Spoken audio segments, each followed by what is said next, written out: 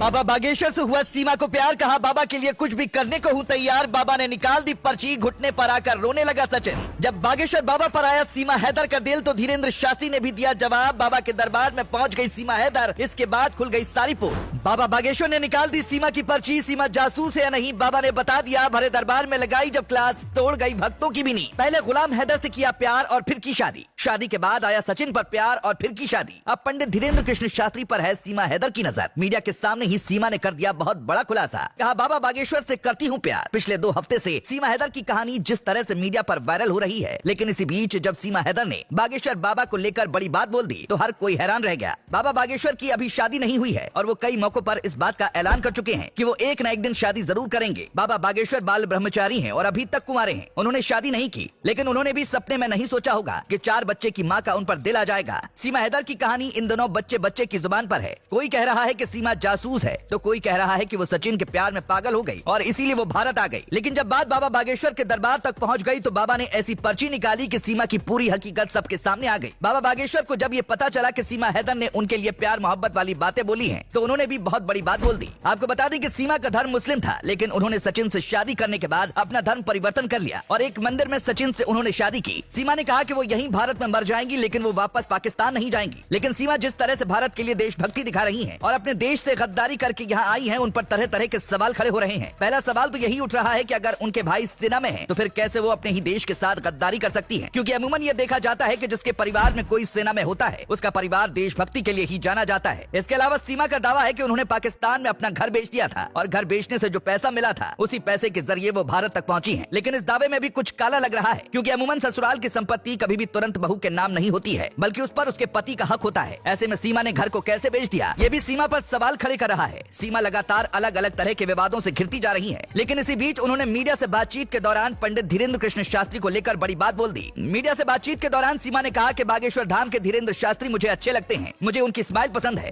धीरेन्द्र शास्त्री के दरबार में जाकर उनसे मिलना चाहती हूँ। पंडित धीरेन्द्र कृष्ण शास्त्री के लिए जब सीमा का प्यार उमड़ा, उनके भक्तों का गुस्सा 7वें आसमान पर पहुंच गया और वो कहने लगे कि सीमा पक्का कोई जासूस है। हालांकि जैसे ही बात पंडित धीरेन्द्र कृष्ण शास्त्री तक पहुंची, बाबा बागेश्वर ने भी सीमा को लेकर बड़ी बात बोल डाली। बाबा बागेश्वर ने कहा कि अगर वो आई तो पर्ची जरूर निकालूंगा और बागेश्वर धाम से ही उन्हें आगे का रास्ता मिल जाएगा। आपको बता दें कि सीमा हैदर ने न सिर्फ बागेश्वर बाबा से मिलने की इच्छा जताई है, बल्कि उनका कहना है कि वो भारत के अलग अलग मंदिरों में जाना चाहती हैं और भगवान के दर्शन करना चाहती हैं। हालांकि पुलिस ने उन्हें फिलहाल घर से बाहर निकलने के लिए मना कर रखा है और वक्त वक्त पर उनसे पूछताछ भी की जा रही है, क्योंकि जिस तरह से नई नई बातें खुलकर सामने आ रही हैं, अब सुरक्षा एजेंसियों का शक गहरा होता जा रहा है कि सीमा कोई साधारण महिला नहीं है, बल्कि जासूस भी हो सकती है। अब देखना होगा कि सीमा कब बागेश्वर धाम में जाती है, जहाँ पर बाबा उसकी पर्ची निकाल कर दूध का दूध और पानी का पानी कर देंगे। Bureau report.